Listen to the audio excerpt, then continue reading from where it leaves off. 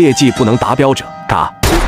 爬上5楼，考官微笑着伸开手，欢迎来到5楼，这里是登记处。按上楼的顺序把我们分成了3人一组，分别领进了11个隔间。之前的喇叭声提到了第2关的主题，带有合作的字眼，因此隔间里的另外2人多半就是我本次的同伴，一个叫青青，一个叫小美。等我们互相介绍完毕，考官的声音也从门外传了进来。各位，在你们每个人的前方都摆着一个记录本，你们需要在15分钟时间里，按照顺序从数字1开始写到数字1000，出现错误或者超出时间者直接淘汰。请注意，本次考验为团体任务，每组共有3人，只要有1人出错，整个团队都将共同承担后果，一并淘汰。所以不要只盯着自己的纸面，请时刻关注自己的伙伴。3分钟后，倒计时正式开始，祝你们好运。听完规则，我不禁捏了把冷汗。写数字的游戏并不是我第一次经历，前2年的商场附近经常都有人以此为噱头摆摊，免费参与，在规定时间内从1写到500，成功者能获得玩偶奖励。这个要求乍看非常简单，几乎没有任何难度，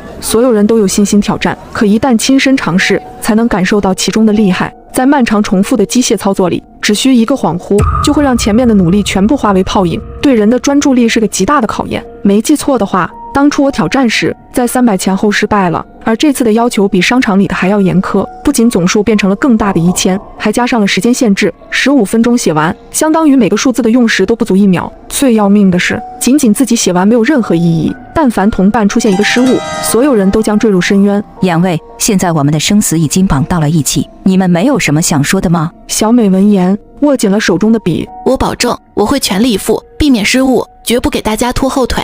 我也一样，所以我有一个合作的提议。接下来的2分钟里，青青向我们介绍了他的计划。为了尽最大可能杜绝注意力流散，我们需要在写数字之前，先将其念出声来，在嘴和脑子的信息统一之后，才能将数字认真写下，并且在写数字的时候，脚尖也要跟随着轻轻点地。多重任务堆叠、有声音、动作等各种要素交织，能把走神和卡壳的概率降到最低。因为担心大家的声音混到一起，互相干扰，报数的工作则由我们轮流承担。听完这个计划，我不禁暗暗感叹青青的冷静。随着考官的一声令下，倒计时正式开始。轻轻打头，我们开启了同步计数模式。1、8、3。排在前面的数字位数较小，所以念得很快。仅仅5分钟，我们已经写下了400多个数字。可就在我信心满满的报数时，耳畔突然传来了一道撕心裂肺的惨叫声，砰砰的爆响此起彼伏。我知道那是别的小组有人血肉破开的声音。紧张的情绪爬到我的脖子上，笔画都变得有些歪歪扭扭，差点就写错了。好在青青刻意加大了报数的音量，才强行把我拉回了现实，慢慢镇定下来。这样的干扰后来又出现了3次，每一次都让我心惊胆战，肾上腺素风一样的分泌。直到青青念出最后一个数字时，我才终于长舒一口气，在白纸上重重写下1000，